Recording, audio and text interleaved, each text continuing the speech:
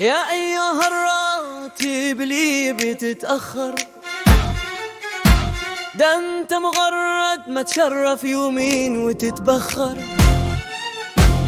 ويوم عن يوم قيمتك بتصغر. لا وإيه توعد وتغدر، خلتنا نلعن نشتم ونشكر، والواحد فينا عرب يكفر. امتى تزيد امتى هتكبر؟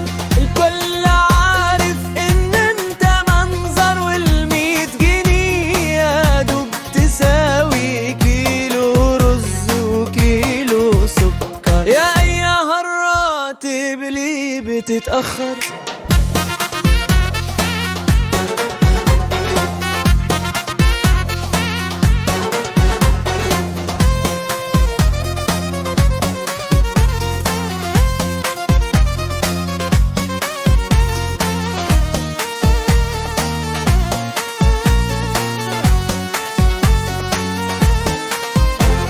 ونيجي نشكي تقول وتبرر، حالنا تعسر،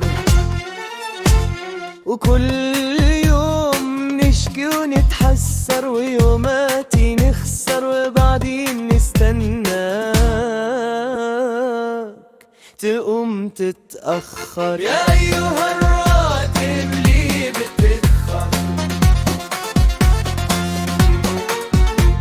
ما هو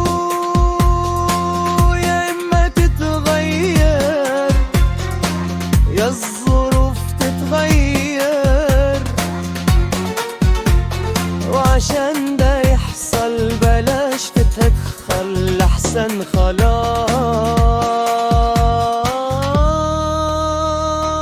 الواحد فرفر. يا أيها